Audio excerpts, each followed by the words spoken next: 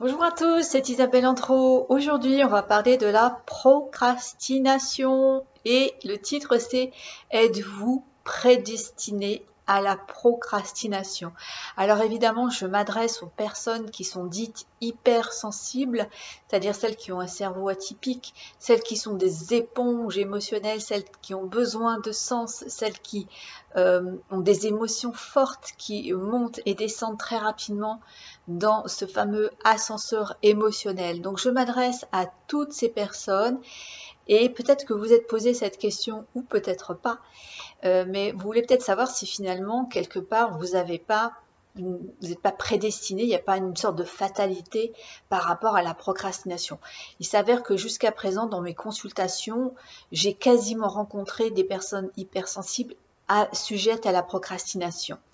Donc oui, ça favorise la procrastination, mais attention, vous n'êtes pas prédestiné à l'être jusqu'à la fin de votre vie. Il n'y a pas de fatalité dans ce que vous êtes en train de vivre. Il faut savoir qu'un cerveau est plastique, c'est-à-dire qu'il a une souplesse, il y a des mises à jour qui sont possibles, et notamment avec des prises de conscience que vous allez peut-être avoir via cette vidéo, et des choses à mettre en place, bien évidemment, pour sortir de cette procrastination qui peut tous nous saisir à un moment ou un autre. On va faire une petite définition rapide de ce qu'est la procrastination. Donc, c'est le fait de reporter des choses qui devraient être faites maintenant. C'est donc de les postposer. Et déjà, je vais mettre à plat une chose, un a priori qu'on pourrait avoir face aux personnes qui sont toujours en train de reporter des décisions, des actions. Ce ne sont pas des personnes fainéantes. Attention, ce ne sont pas non plus des personnes qui auraient un problème avec la gestion du temps. Il faut savoir qu'une personne qui peut-être est spécialiste justement de la gestion du temps, ou vous savez, du rangement dans un intérieur, peut très bien avoir une procrastination dans un domaine très précis. Pourquoi? Simplement parce que la procrastination est en lien avec l'émotionnel. Et on peut tous avoir une charge émotionnelle par rapport à un type d'action et donc tomber dans la nécessité, l'envie de reporter. Donc, vous allez voir qu'il y a différents éléments qui expliquent pourquoi vous qui êtes hypersensible, vous avez ce fonctionnement, voilà, cette tendance à reporter les choses. Il y a un élément, c'est celui qui est de rechercher en fait un bien-être immédiat. On a un cerveau qui va être dans une recherche de bien-être. Alors ça c'est commun à tous, mais chez nous assez particulièrement, mais aussi d'émotions fortes. D'ailleurs, on nous dit, certains disent de nous que nous sommes des chercheurs d'émotions fortes. Du coup, cette immédiateté du plaisir, du bien-être peut être assez présent chez nous, tout simplement parce que ça libère de la dopamine et de l'endorphine.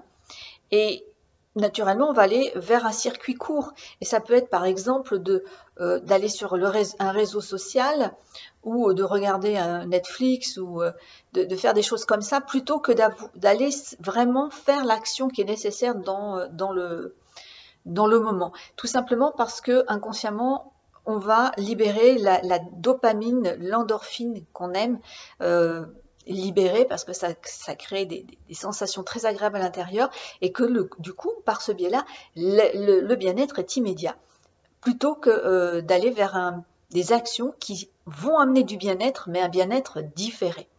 Il y a aussi les personnes qui vont vraiment agir au dernier moment. Tout simplement parce que cette notion de rush leur fait monter un pic d'adrénaline et elles aiment ça. Et ensuite derrière ce pic de dopamine et d'endorphine. Pour certains, ça fonctionne très bien. Pour d'autres, ça amène, parce que ça se répète trop souvent, de la souffrance, de l'épuisement et de la souffrance. D'autant plus que souvent les gens ont un regard critique par rapport aux personnes qui agissent comme ça. Donc il y a cette notion de bien-être qui peut être recherchée dans l'immédiateté. Il y a aussi l'idée que vous êtes peut-être rebelle à l'autorité. Vous remettez en question des choses qui, pour vous, viennent de l'autorité et qui n'auraient pas de sens. Donc là, je fais référence à cette déclaration d'impôt que peut-être vous mettez un temps fou à déclarer, à remplir. Une fois que c'est fait, vous mettez un temps fou soit à la poster, soit à l'envoyer par Internet. Et il n'est pas exclu que ce soit en lien avec une charge émotionnelle forte face à l'autorité. C'est inconscient, il y a un bénéfice secondaire à faire ça. Et ça vous amène donc à reporter sans cesse des envois, des déclarations à faire et qui peuvent amener évidemment à certaines majorations qui ne sont pas toujours agréables à recevoir. Donc il y a voilà, peut-être cet accent-là sur l'autorité, un petit problème avec l'autorité. Il y a également le fait qu'on soit vis-à-vis de soi-même là, pas du tout indulgent, c'est-à-dire qu'on a une critique facile, mais une critique vraiment agressive vis-à-vis de soi-même. Ce qui va produire en fait le report de projets qui pourtant nous tiennent à cœur.